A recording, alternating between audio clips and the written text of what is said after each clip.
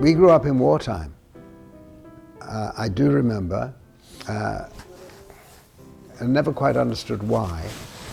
There were periods of times that the sirens were going off, and we would go up to our mother's bedroom and look out the window, and we were told we're looking for doodlebugs. And not quite understanding what a doodlebug was. This is at a very young age, we were perhaps 2 or 3 at the time.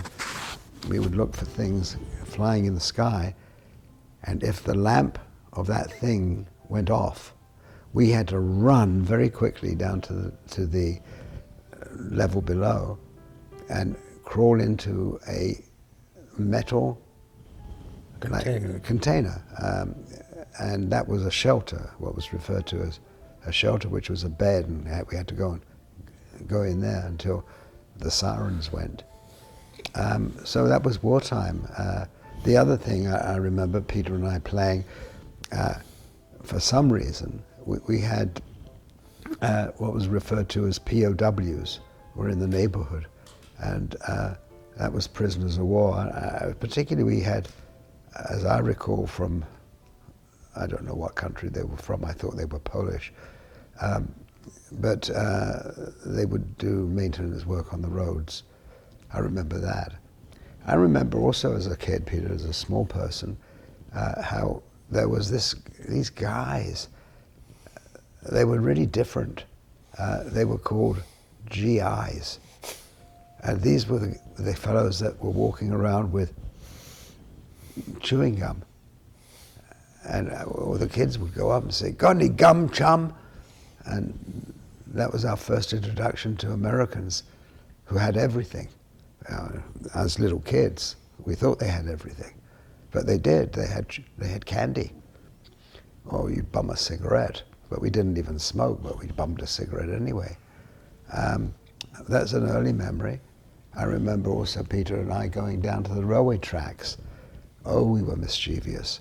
We would take a penny coin and put it on the track and wait for a train to pass and to see how big our coin had got. Yeah, growing up, we were fortunate, and it's only as we got older that we realized, and I'm sure I'm talking for Peter as well, that what our parents went without to make sure we had. I one time said to Mum and Dad, "Hey, you guys, how come you don't put sugar in your drinks?" And the answer was, "We don't have enough ration books or rations to buy sugar, and you children need it more than we do. So we've learned to live without sugar." I also remember Peter asking a question about what is a wealthy person? What does that mean? And the answer, ringing today, doesn't make sense, but it sure made sense then, I guess. A wealthy person was if you went to visit a home of somebody else, as little tykes during the war years, and they had fresh fruit on the table. That was a wealthy person.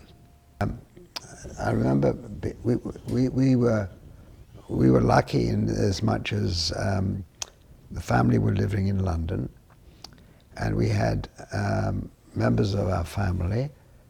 That was, my mother had 4 sisters, and one of them was married to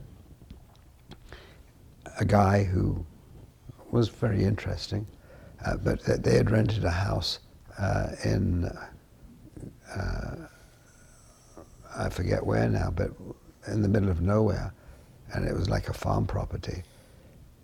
And what I remember about Uncle George was his head was shaped like an egg.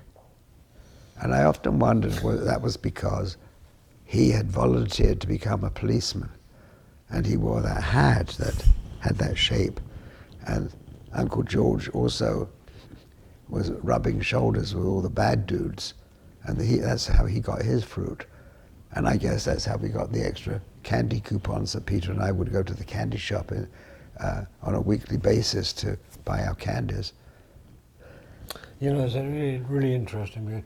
You recall these vividly, and I don't recall this segment of our younger years. We must have been 4, 5, 6 years old, and I think that's the price you paid for being conceived first. You liked the milkman, if I remember correctly. And we had a milkman who came by delivering bottles, glass bottles of milk. And Peter was so impressed with it that when he had taken off to go deliver milk, Peter decided at a very young age that he was going for a ride in the truck. And he sat at the driver's seat and pressed the button and took off. come on, really? As I say, contrarian. Well, I wouldn't do that, I would just encourage him.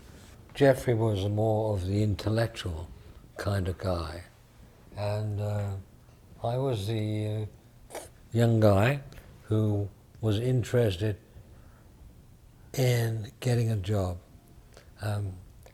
Now, I say that because I was not particularly bright, okay? So what's changed? And I went out, and with my parents' consent, I started working at 15.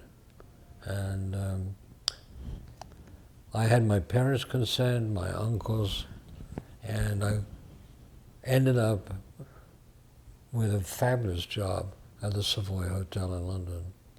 And actually I was 15. I was 15 years old, 15 and a half, and I started at the Savoy Hotel in London. And those were memorable occasions. They really, really were. And I started off as an apprentice, and I was earning the astronomical sum of 30 shillings a week. 30 shillings a week is... It was enough for you. Maybe $5. And my mother used to subsidize my earnings so I could go on by train to the Savoy Hotel in London. It was actually enough for him to have to think larcenously. And thank you, Geoffrey. And my mother used to give me money for cigarettes. I was 15 years old. I'm going to be crazy.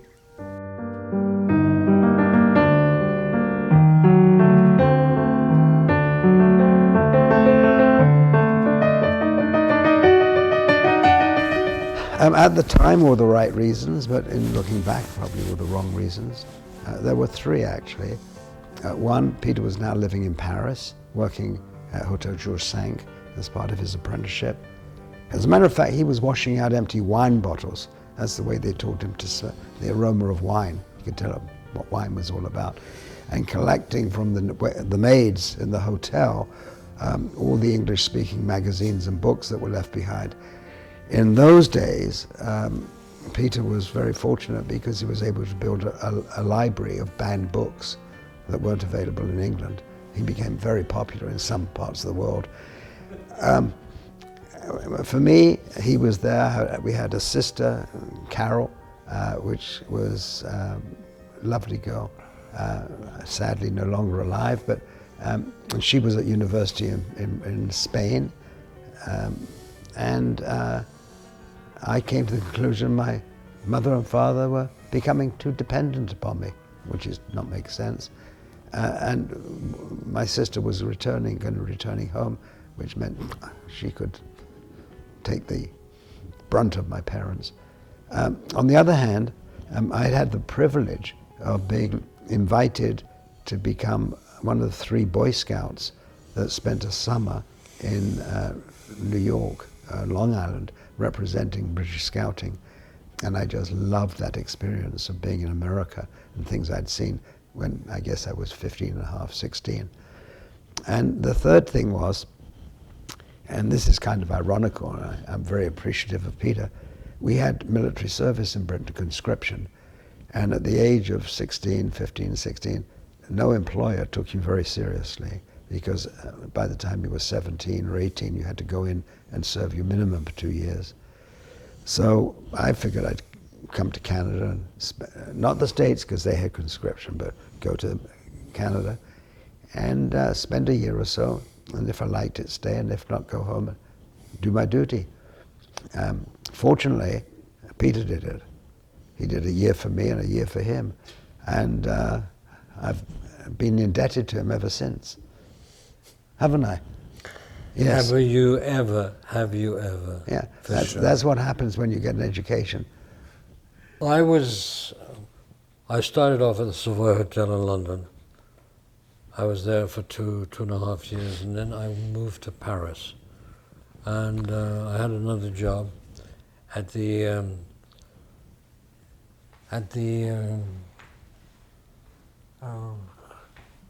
oh my goodness me.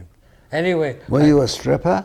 No. Were you at the Moulin Rouge? No. You were at the Hotel Georges V? But I was at a hotel before, at the Hotel Rue Cruzel.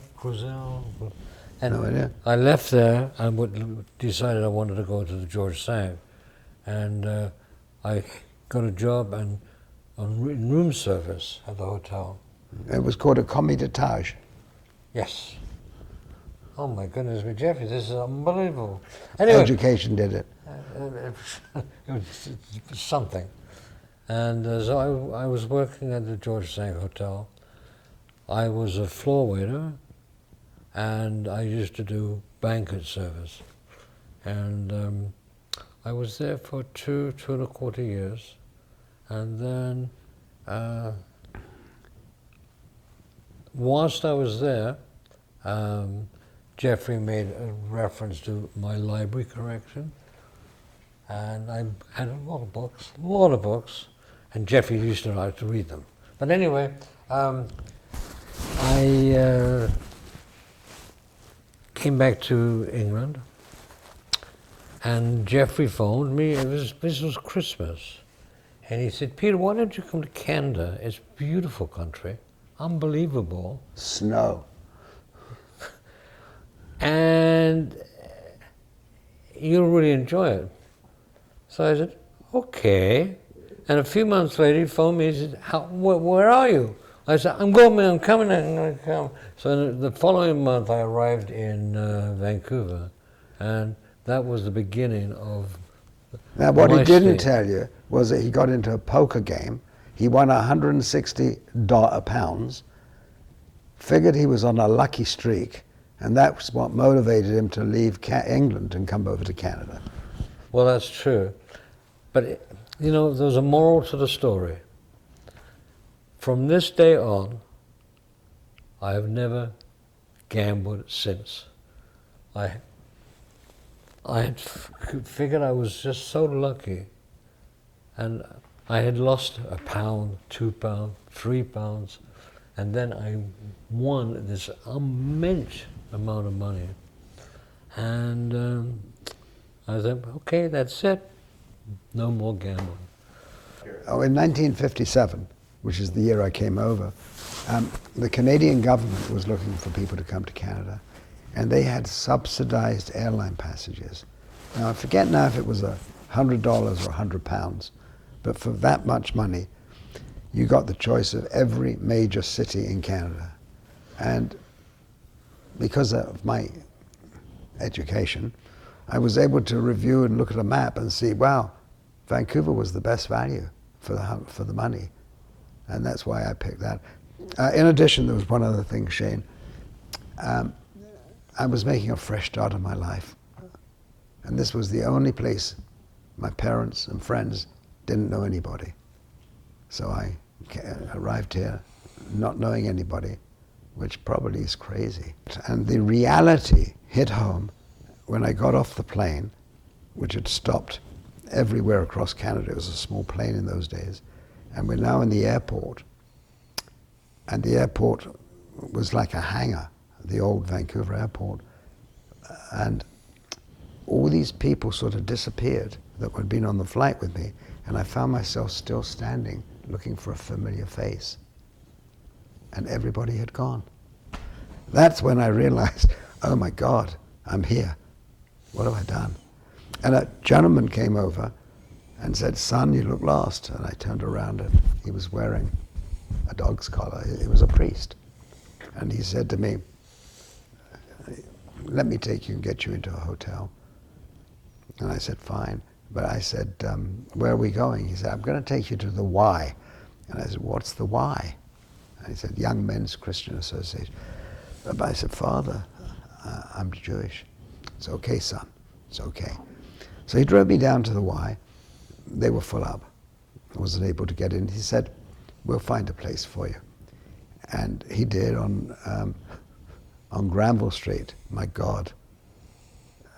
It was a place for the night. And he said he'd be back the next day to pick me up, and because he had a reservation for me at the Y, good on the Sunday. So he showed up, and we went across the way to the YMCA. That was my first experience of hospitality in Canada. And that afternoon, I went for a walk, and I was in Stanley Park.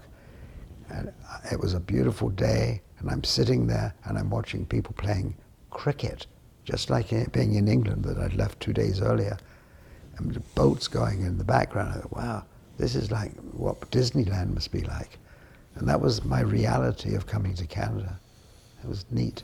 But after about 3 days staying at the Y, I got a telephone book and I started looking for, I even surprised myself, rabbis. And I found one. And I phoned them and I said, I'm new in town and I'd like to get to meet some people. And he said to me, well, where are you, son? And I said, I'm at the YMCA. He said, I'll be down in 5 minutes. And he was just a lovely man.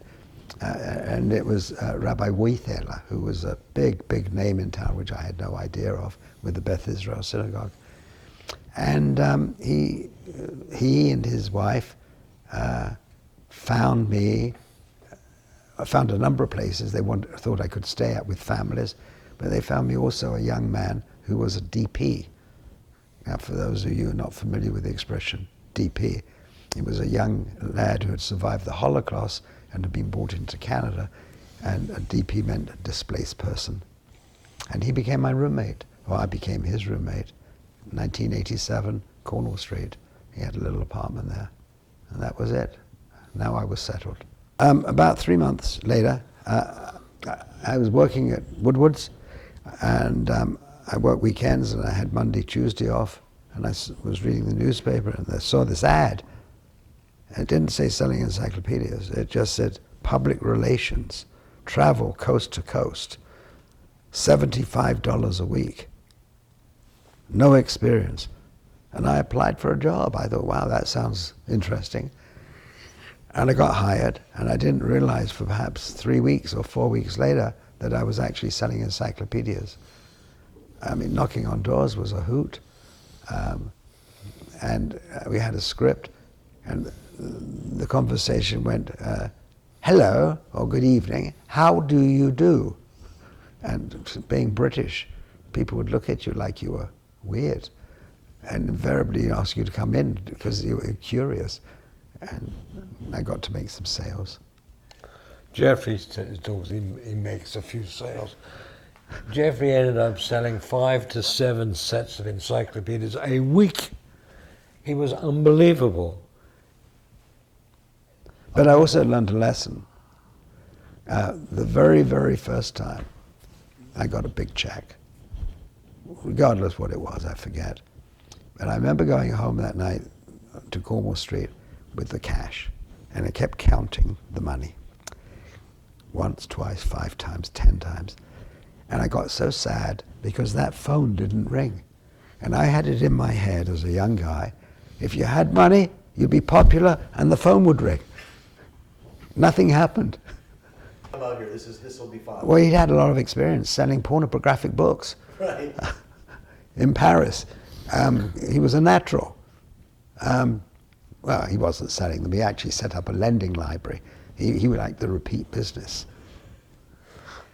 Anyway, I did come to Canada. Yeah. He did. I did join Jeffrey. He did. I did attempt to sell encyclopedias. He did. Unfortunately, unlike Jeffrey, who was selling 5 to 7 encyclopedias a week, with a bit of luck, I may sell 1 set of encyclopedias a week. And Any reason why? no, I don't know why. I know, never found out. So I sold encyclopedias. No, I learned the script. I learned how to sell, but I had difficulty selling. I got transferred. So we had the experience. I got first transfer was to Winnipeg, and I think you joined me when I subsequently got. I became a manager of an office, and now it was Regina, if I remember. Yeah, Regina. Yeah. And he came out to Regina, and that was the beginning of the end, I suppose. Basically, we lived in the prairies. We started in Regina, Saskatoon, Calgary, and then we used to go on road trips to Thunder Bay, bizarre communities. Do you remember? They were bizarre for you. For me, it was business.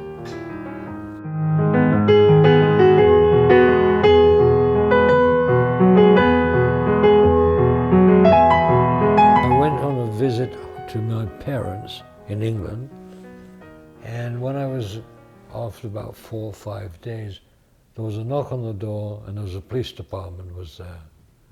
And the police department said, hello, hello, hello, what are you doing here? And I said, well, I'm on vacation. I'm living in Canada. And they said, well, if you're living in Canada, we have to tell you that you have no rights to come back to Canada, come back to Britain. You have a military service to commit. You have an obligation. So I talked to my parents, I talked to my mother, I guess I spoke to Jeffrey, and I said, well, 2 years. I will do 1 year for me, 1 year for Jeffrey. Bingo. The military forces is over. I could come back to Britain. So that was it. I joined the Air Force, and 3 months later they cancelled it. They cancelled the compulsory military service. And they wouldn't release him.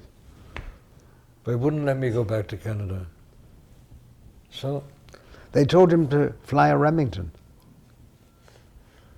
I was in the Air Force, and this was the big joke. All this experience in the catering industry, and they told him to fly a Remington. So, Now, for the kids who may be watching this interview, yours, yeah.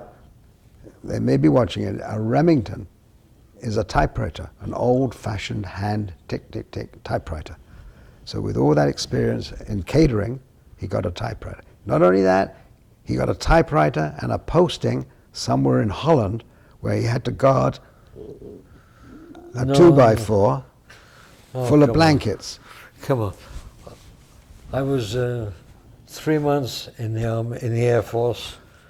3 months I was in the training. Then I got a posting to Germany. Holland. No, Germany. Oh, you were in Germany. We all thought you were in Holland. When I applied to the military, they had 3 choices for me to select. I selected Malta, I selected Jersey, I selected Hong Kong or something like this, and I got Germany. I mean, Germany was the last thing. My parents, we were very upset. We wouldn't even drive a Volkswagen in those days. It was too close to the Second World War. And anyway, so I went to Germany.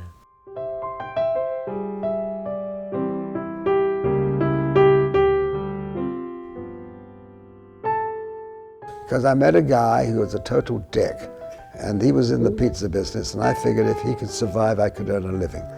It also had something that I've been looking for a long time, what I described to myself in those days as a repeat business factor.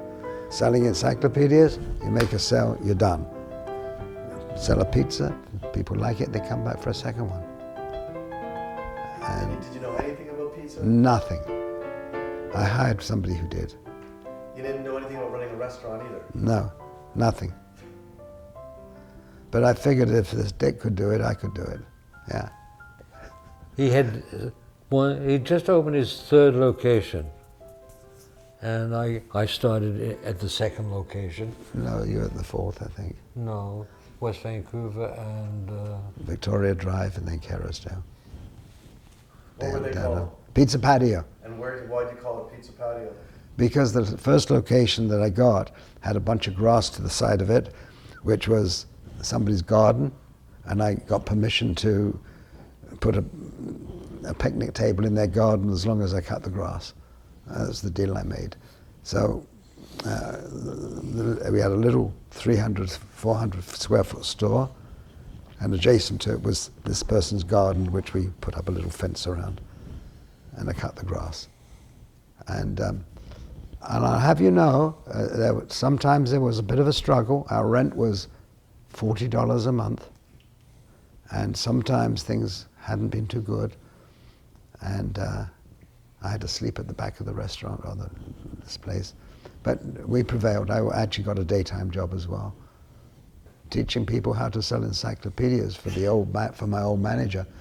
And I would be at the office at 8:30, 9 o'clock in the morning, stay there till 4:30, and then open up the place at 5, and work there till 2, 3 in the morning, grab some sleep and go back to the office and work again. No, you'd have to explain to somebody what a pizza was. You'd say, do you like bread? Do you ever eat cheese? How about tomatoes? Oh, you're going to love pizza. It's a combination of all of these things. I mean, it's, we got some of the, I've got somewhere of the original commercials that we got on one of the radio stations. And but in the meantime, pizzas were not really selling, but they begin to pick up. Jeffrey had this brilliant idea of notifying all the radio stations around Vancouver, and he would deliver the surplus pizzas, or the pizzas that they made that were surplus, and he would give them to the DJs. especially the all-night DJs. Oh, yeah. Oh. Yeah, especially the all-night DJs. Oh, yeah. And also to the hotel desk clerks. And the other thing I did when I had time, every time I would go out in the afternoon, for example, I wasn't working on a Saturday, and I'd spend my entire Saturday afternoon putting little pizza patty recipes or menus under people's doors in the West End, because we were at Davie and Bute, and there's a big density of lovely old houses that had multiple people living in them. I hugged him. I'm not a hugger. I hugged him. It was nice to have somebody. Anyway, Peter was a conscientious worker.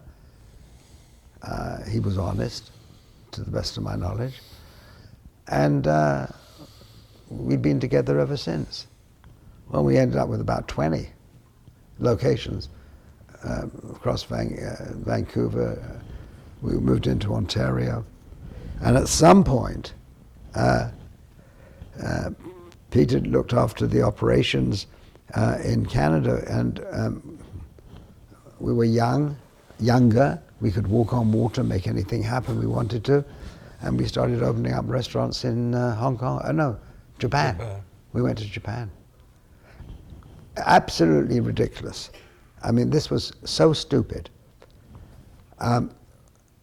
We went to the Canadian government and said to this one agency, we can help you export more wheat out of Canada by putting it in bags and calling it pizza patio wheat. And we would like to get a government-funded grant to market it in Southeast Asia. And they said, okay. So we started selling pizzas in Japan. thanks to the Canadian government that gave us airfare tickets, gave us paid for interpreters, all sorts of ridiculous things. And they were lovely, tremendous support. The government agency was marvelous. And we got to rub shoulders with the big folks at the embassy and attend international trade shows, selling not pizzas, flour, Canadian wheat grown in Canada. Even bagged. So at some point we got offered, and this was a turning point for Peter and I. It was really traumatic. We got approached by a company out of Minneapolis called Robin Hood. Why would you want to deal with us? Why would you want to talk to us?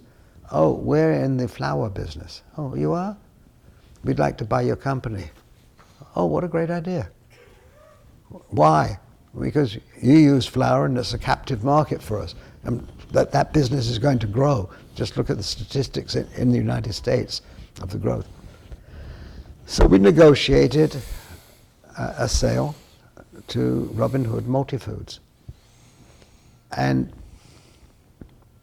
running parallel with this, Peter's saying to me, I think we're too young to be clipping coupons.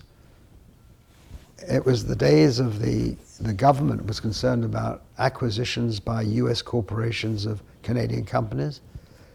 So the whole package that we had put together got referred to the International Review Board that was set up in Canada to look at every deal coming across the border.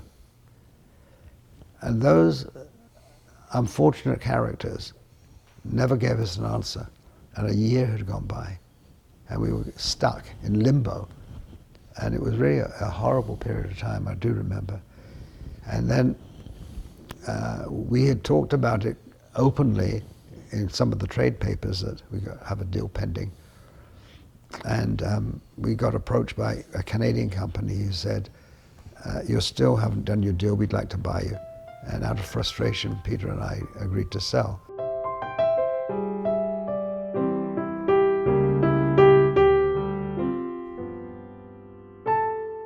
Well, Peter and I talked about it, and we decided that it would be nice to do something different. And the timing is important. Many of the areas of downtown cities were becoming terribly depressed. For example, here in Vancouver, contributing to the depression of the downtown was they had opened their first major mega shopping center, which was Oak Ridge, and that was sucking the traffic from downtown out to suburbia. And it was the beginning of a change of this. So the downtown area was really depressed. East Hastings was depressed, but Granville Street, where you would take your favorite girlfriend and go for a walk on a Saturday or Friday night and look in shop windows, you wouldn't want to go there now anymore. So the city of Vancouver, as in many cities across Canada, decided that they would expropriate or take the land that was the buildings and encourage mega developers such as Cadillac Fairview to build shopping centers. And in Vancouver they expropriated Block 51 and Block 52, which is exactly where Pacific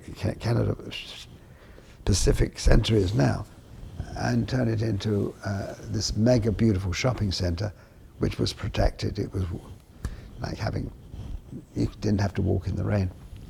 And we approached them about putting a restaurant in there. Now, in those days, most of the restaurants that you'd find were very much like a pancake house with plastic tables and plastic chairs and et cetera, et cetera. And we came up with a concept called Elephant and Castle, which was a recreation of an English pub. And we took an absolutely different attitude. It was very positive that we wouldn't have a sign that said, washrooms are available for customers only. We would say, welcome, the washrooms are available. Come on and use them. Have a seat, have a cup of coffee. You don't have to have a meal. And have a drink. so we got our liquor licenses for, if there's 52 weeks a year, we get be granted a license for 50 weeks or 48, because we lose it for violating the rules of the liquor board, which said you have to have an intent to eat. Everybody, if you're coming into a restaurant, has an intent, but they would have people say, the liquor board, we observed that person sat there and had 2 drinks and hadn't ordered by the time of 2 drinks. That's a violation of subsection something or other. We had another experience where we were told that for every person standing at a bar had to have a seat. Well, this didn't make sense because people like standing at bars. And years later, Peter and I opened a restaurant in Toronto, and we have this marvelous bar, which is yay long, and we put a seat at each spot. You may remember, Peter, we had a liquor inspector come in one day before we were open and said, what are you doing with all these bar stools? And we said, well, we got them there for people to sit. Are you here to make money?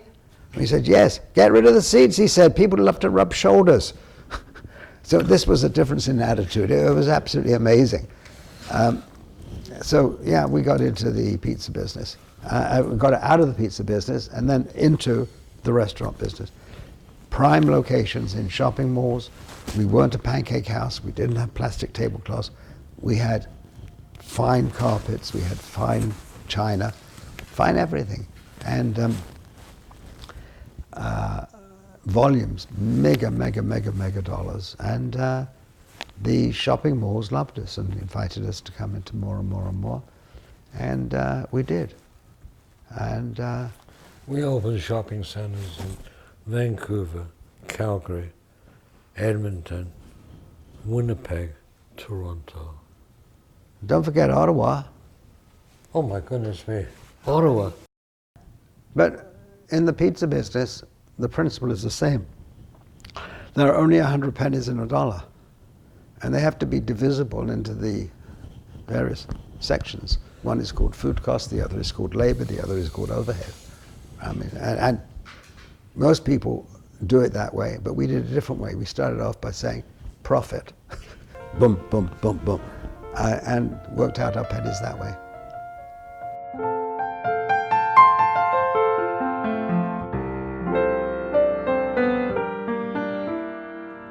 When I was a young guy, I was working at the Savoy Hotel in London, and at the hotel they used to have a meeting twice a month.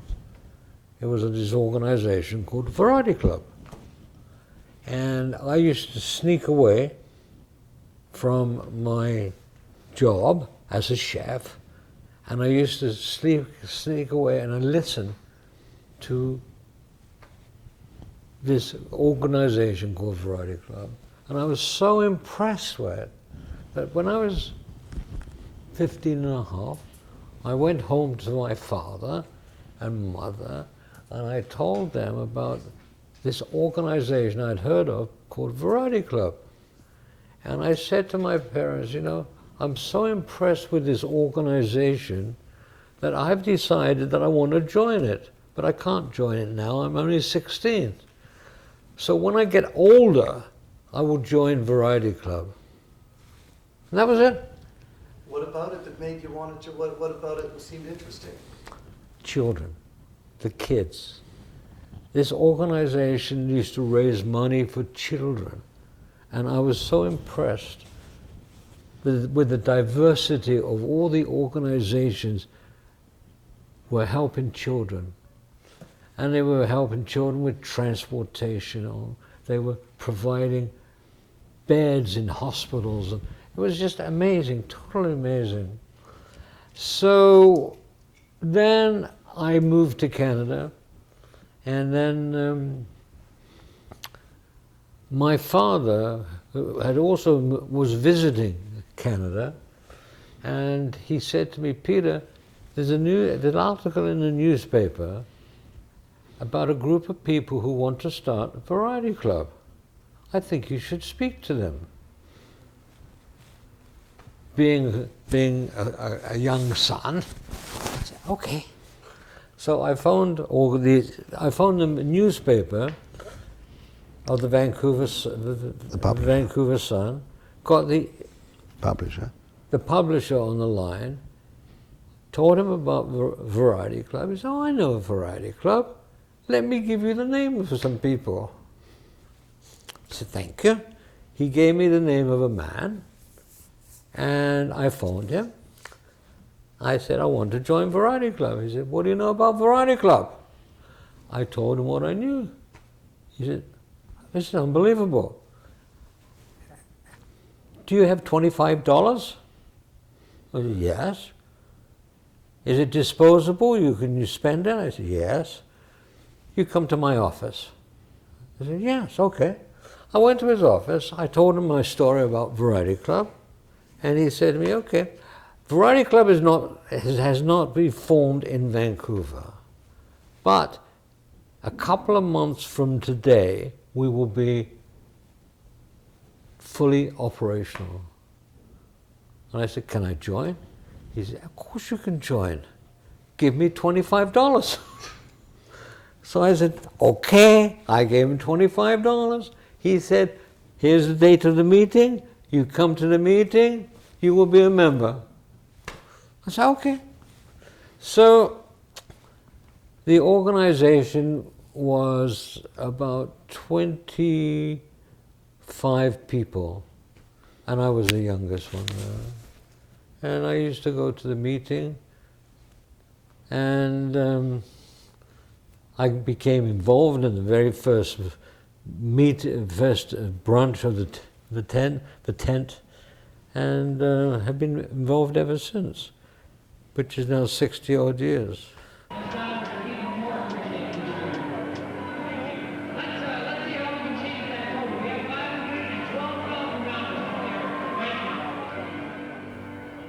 After about the second year, a member of the tent was elected as the telethon chairman. And I was at the meeting, and I said, "Well, that's wonderful. That's great. Let's see what happens." So the first telethon, we raised $55,000. The second, we raised $63,000. And for the third year, I put up my hand and said, "You know, I think we can do the same thing without bringing people in from canvas." So the chairman of this subcommittee said, "You don't like the way I run this committee?" I said, No, it's not the way you're running it. It's just the fact I think we can do it ourselves." "All right, Barnett, I quit. You take over." And I got involved with the Variety Club Telethon for 12 years. And I put together a crew of people who are still there. Some of them are still there. And then I ran this committee for 12 years. Jeffrey took over the committee after me. So you did get involved. I was president of the Non-Members Association. And Yeah. I ran it to, I think, $1 million or something. And then Jeffrey took it over. And the same format is still, the same format has been utilized, except we used to run it for 2 days. Now they're just running it for half a day. You know, there's a big difference. The stars on the show were basically handpicked by myself, because I functioned very differently. I would watch a show, or I would see an artist, I would phone them. I would get a phone number, home phone number, and say, "Hey,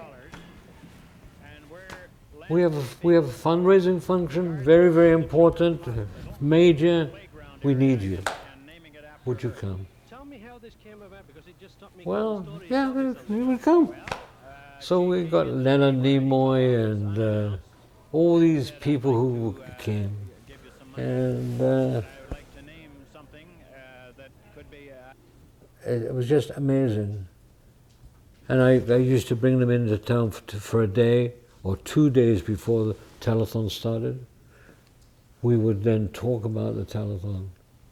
We would talk about what the needs were. And then because I was involved for 12 years, we used to talk about this organization who is an organization for blind kids. We really, really need this organization. So that would be year 1. Year 2, it's happening. Year 3, this is the blind organization. It's in its entirety. And we built as many organizations which were helping children. And that was the telethon. Both you guys have been very involved in the community, philanthropic over the years. Why do you think that is? Was that something from your parents? Was that something you guys just felt that it was important to do? I think it's as a result of our parents. My parents were very, very. You were going to say philanthropic. Maybe. He has trouble pronouncing words at times. You're right. That was a good question. Very good question. And in part, the answer was that Peter and I, as little guys, were part of a Jewish Boy Scout group in London, the 27th Wilson, where we were the Cub Scouts and went on to become seniors and Roller Scouts. yeah, and pursued our Queen Scout badges and things of that nature. The group we belonged to was originally affiliated with the synagogue, and at some point it was decided that we don't need to meet in the synagogue hall. We should really have our own headquarters. And the parents of all the kids got together and organized very successfully, and we ended up land on a building in our own headquarters. Now that group of parents stayed together, not only when we were going through the Cubs, the Scouts and the seniors, but I guess it was over a 20-year period. The parents as a group stayed together, and when the children are now gone and flown the coop, the parents stayed together and formed something called the Handicapped Children's Aid Committee in London, under the patronage of a former Prime Minister, and continued to raise money in a very similar way that Variety Club does, of running events, big major events, selling big fancy brochures, and doing a number of prestigious things. So yeah, we saw that with our parents.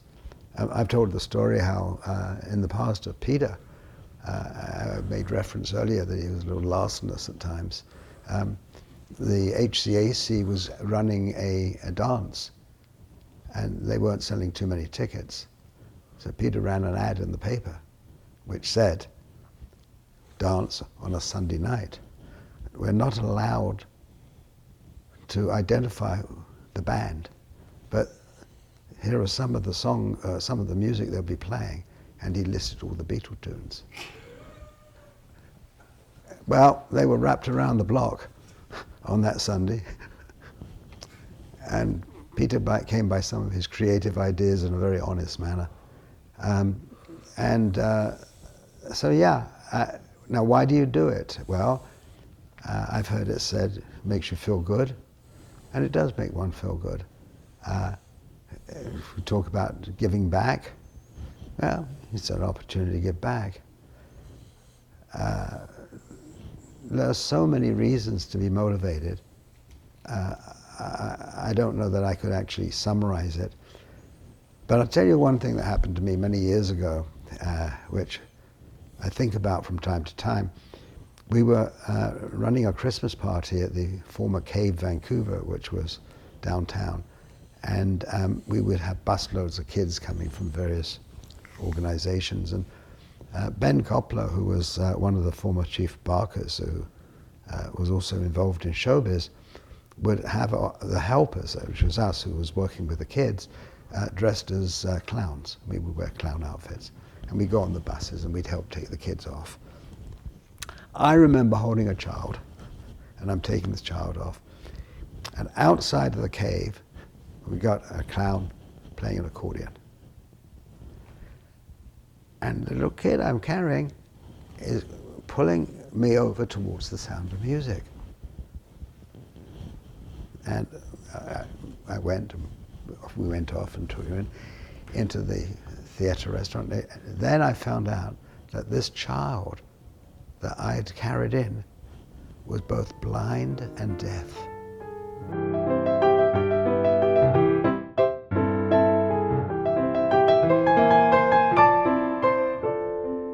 We'd worked very hard to get into it, become part of it. You may remember we became members of the British Canadian Business Association. Our father, Jack, was alive at the time, and he was designated to go and attend meetings. And every once in a while, they had meetings at the Consul General's home, and Peter and I would come out and network, so to speak. But he was good, and he had the respect of all the old boys that would go, the old Brits that would hang around and go around. And we made a proposal to them that we here in Vancouver should operate a food facility inside the pavilion, the British Pavilion of Expo 86. And we put together an audio-visual presentation, which was cleverly put together, and it really got their attention. In our research, it turned out that George Vancouver, Captain George Vancouver, at some significant part of his life had been in King's Lynn in Britain. So I and a couple of our guys went over to King's Lynn, and we went to the town centre. We took photographs of the entire centre of town, and we created a proposal which showed that inside the British Pavilion we would recreate a theatrical set that was identical to the photographs that we had seen in King's Lynn. We also proposed that we would do all sorts of things to stimulate, as we had done with Japan and Canadian Flour, the opportunity for British businesses to develop and expand their operations in this country, or have exposure, high exposure. We also proposed that we would produce a special newspaper with stories of Britain, which we did. And we also said that we would like to create what's called a non-tied alcoholic operation, because very often in England you're either a member of one brewery chain or another brewery chain, and we did something which was considered to be unprecedented. We went and visited the breweries and got a commitment that they will all be included. They just had to make beer available for us, which we purchased. But so we had bunches of beers, multiple quantities of beer flavors for samplings, and God only knows what. We then made contact through the British government with the Whisky Association of Scotland. And I personally, with one of our managers, went up there, and we met with the association, and we got a commitment for their cooperation. And we had, at that time, the largest single malt bar that you could possibly imagine, because we had the backing of the government and the association. And we had brought in many, many, many of the products that had never been seen in this country, which in turn allowed the representatives to be over here and make representations to the liquor board, not only in this province but across the country. So the spin-off for them was really tremendous. And over and above that, to finalize the atmosphere, we had located a Pearly King. That's the guy who has all the buttons. And, but the one we got located was in from Victoria, and he had a show, and he would play the piano, and he would sing Knees Up, Mother Brown, and all the old war songs. And he did it for the duration. We were there for 6 months. He did it. And our young nephew, Paul, who was running the location over there, oh my God, he was able, but before the end of within a couple of months, I guess, having heard the same show and the same stories every night, he was able to replicate everything he said. Anyway, it was a lot of fun. And Peter has also made some arrangements with, was it Marks and Spencer's? Who was it? Marks and Spencer's. All the uniforms for the staff was Marks and Spencer's. They had Marks and Spencer's. I can't remember the other companies. Well, what had happened is that through the English student unions, we had made arrangements for some of the staff had come through from England. Summer students were working in the place because we thought it'd be great to have authentic English accents. And we had a whole slug of employees who were Brits who'd come over for the summer. 95% of people who were working for us were British, were all British.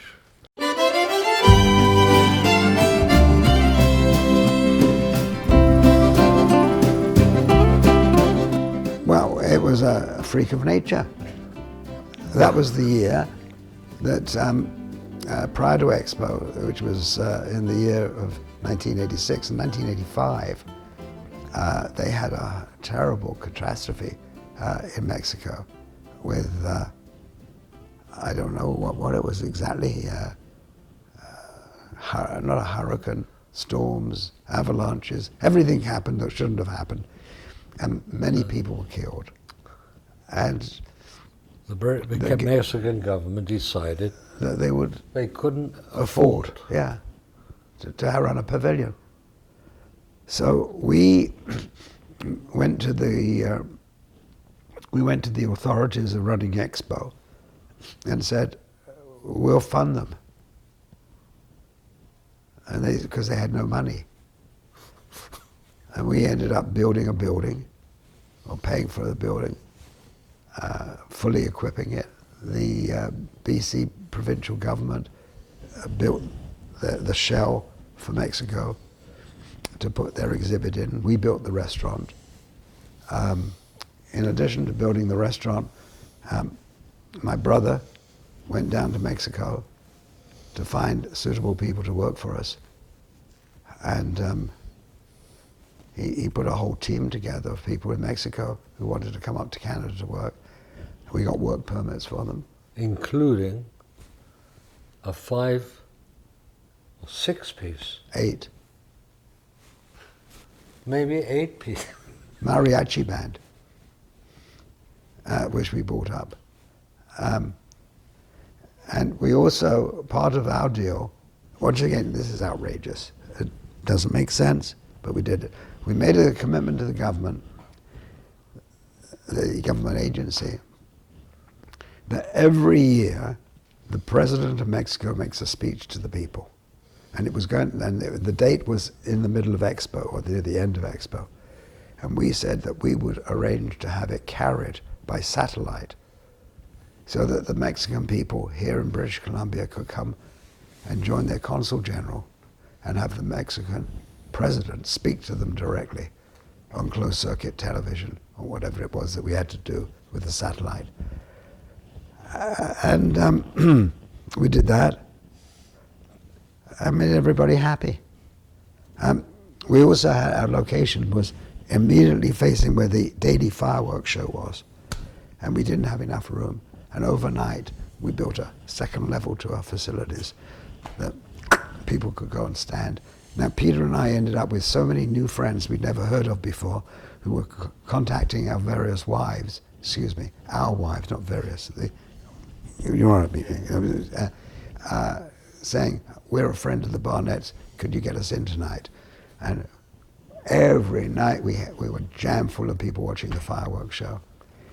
Now, in 1968 or 58, 1958? No, it wasn't, Peter. When was Expo? 1986. 1986, we were doing from that place the equivalent of $1 million a month in sales. In those dollars. I think today it would be worth 3, 4 times that on a monthly basis. We have, and Peter will tell you, we had people working for us whose job on the production line was to go, who may at the end of the summer said, oh, I worked as a chef. But they didn't realize that all they were doing was an item on a production line. We were so busy that after the third day of being open, we threw the key away to lock the door at night because we had people working all night long Just to be ready for the next. doing preparations. It was amazing. But it was also amazing for all those who work for us because we made an offer to our staff that they couldn't refuse. We offered the kids who work for us that at the end of the World's Fair, we would take everybody who had remained with us, not who quit, but who had remained with us, we would take them on a trip to Mexico. And we took one of the charter flight groups, and we took the first charter flight, and we filled that up with our employees to go down to Mexico. And they had a hoot. Everybody had a hoot.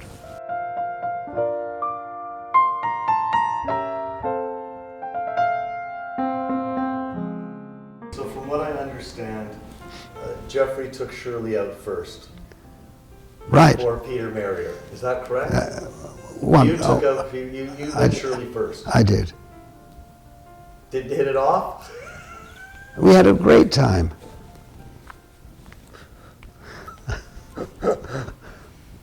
How did that happen? How did that happen that you took her out and Peter married her? Well, there was an interesting thing, I guess. There was a space of maybe 3 years. I met her.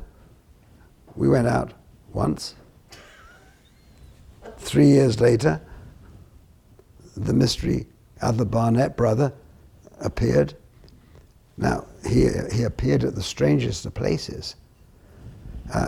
Peter and I have a mutual friend called Paul de Jong, and Paul de Jong was having a birthday party, or actually the truth of the matter was it was a break the lease party at his home on Berkeley Street. And Peter was off that night, and I remember dropping him down to the Berkeley Street address. It so happened that Shirley was there. So here came the mystery Barnett boy that they knew there was a second one. Where was he? What was he like? Where had he been hiding all these years? How come nobody had seen him? The myth that Peter was in the air. Paul de Jong is having a break the lease party. Ironically enough, Shirley is there. The building is owned by Shirley's dad. So you got all these things lining up. So it was, to my knowledge, to my view, he was a natural. And they got together. What more can I tell you? I had gone out with, I've been out with Shirley a few times, and I was at a party with Shirley, and I got talking to this attractive girl, and I thought, this would be a perfect shidduch for my brother. And so that night, I came home, I phoned Jeffrey. I said, you know what, I've met a girl who I think would be perfect for you. Now, Jeffrey had not broken up. Jeffrey had a problem. It was a tragic problem, a really tragic situation, because his girlfriend of the day, she had been murdered, and so Jeffrey had not gone out with girls for 6 or 8 months, and so I recognized this girl, and I said, Jeffrey, give her a phone call. So Jeffrey said, okay. So that was it. The next morning, I phoned Jeffrey, and I said, Jeffrey, do you have a date yet? And he says, Peter, are you crazy? It's 9 o'clock in the morning. And I said, no, well, you met I told you already. Right. And he said, no. I will phone her later. And I said, okay. So anyway, Jeffrey made a point, or phoned me. Yeah, actually, he phones me at 1 o'clock to tell me he met a girl. And Peter's 9 o'clock turned out to be about 6 o'clock in the morning. Have you spoken to her yet? And obviously I hadn't. But there was no doubt about it. The very, very first date, when I went to meet Hildy, she looks at me, her eyes rolled, and she says, how do I know you're not Peter? And I said, you don't. But I also said to myself, this is the girl I'm going to marry.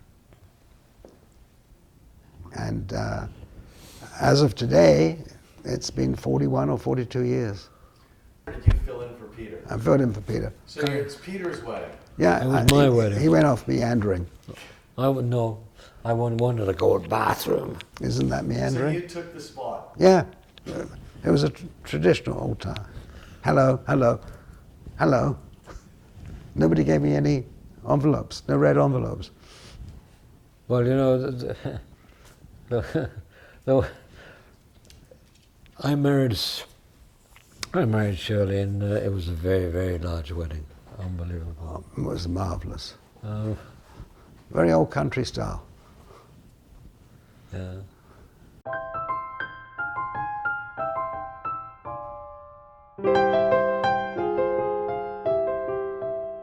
If you have a tug of war and you get the whole team pulling in the same direction, you can conquer anything.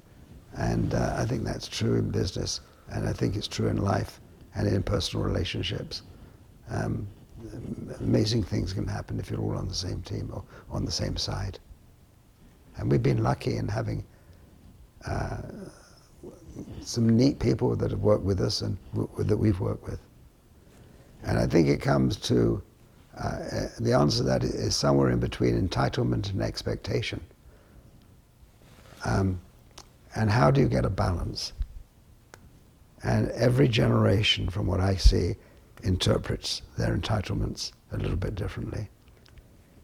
And the short answer is you need to put on the horse blinkers, you need to stay focused, you need to work, you need to be considerate.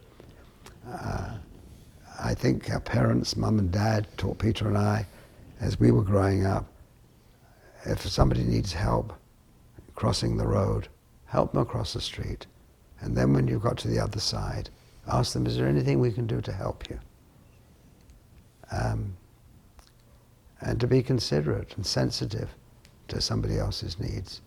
And both Peter and I know for a fact, have had the opportunity to aspire to the wisdom of our parents in this regards. I've seen Peter adopt families, boat families years ago, and stay in touch with them as the children got older and older and older, and be there for them for their weddings, and being there for the next generation. It's easier to recognize what other people do than what you do for yourself. I just know that Hildy and I have done things which make us feel good having done them. And if it's nice to think of that if we were in need, there would be somebody out there that would help us too. But we're not, and we're very fortunate. Legacy for your children. I think reality, children mimic their parents. It doesn't fall far from the tree. And I only hope our children can pick out the good things and improve on them in their own ways for their futures and for their kids' futures. That's what I would like to think of. Well, my children, Jonathan and David, have been brought up unbelievably. Shirley and I were amazing in bringing up our kids. They had all the right principles. They have lived amazingly correctly. They've worked extremely hard. And I'm hoping that their children will now learn from my boys' examples of being good parents. The kids grew up modestly. I mean, the fact that, from my standpoint, we grew up in a home as Shirley's parents, who they really used to say they had nothing. But they were very good people. They would think about Judaism. They would think about giving. And they did. And I think that now that my kids have a structure or a place in life which they now have money, they have worldly possessions, that they can give their children this sense of proportion of the wisdom that their grandparents gave them. And I think that my kids hopefully will do correctly and rightly, sharing the good of the community and helping the way that my boys are now doing, and that their children will accept the same format, the same attitude, the same approach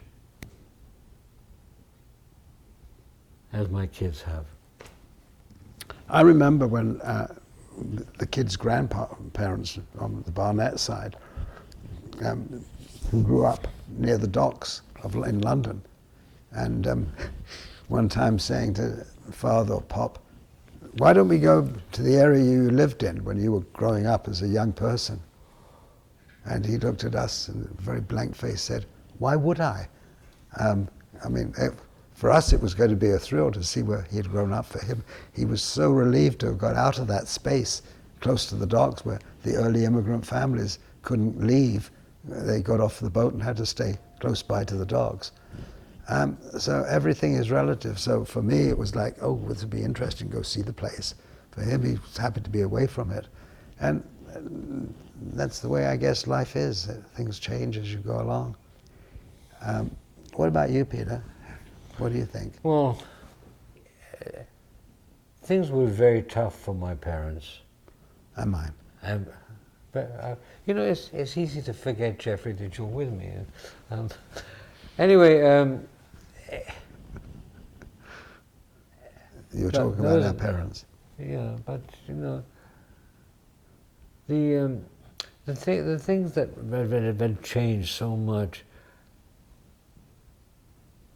have. I don't think they were happy times. I mean, they were not necessarily happy times as such, but the life that we live today, Jeffrey and I,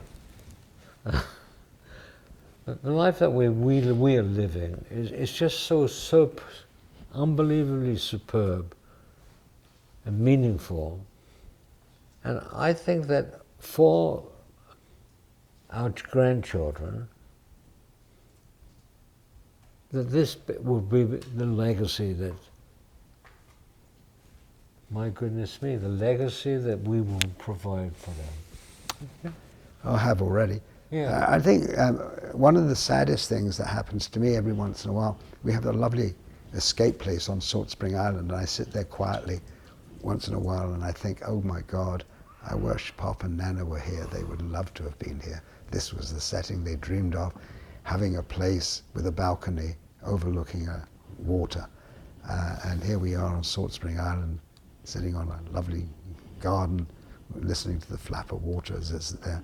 And I said to myself, oh my God, it would be so nice if they could have shared this. And it tends to make one quite nostalgic, and even makes one's eye water was thinking about, oh my gosh. Oh, Peter and I brought them over from England, and they retired here, and yeah, and they had the opportunities of, the Beach Avenue place had a balcony, and they could see the water, and they'd go for walks on the waterfront. We, Peter and I, watched our mum and dad grow 20 years younger from the time that they arrived, and we saw a level of relaxation that I'd never ever seen before in a tense-free environment of living in Canada. This is a great country, and you can do whatever you want to do as long as you choose to stay focused and just do it.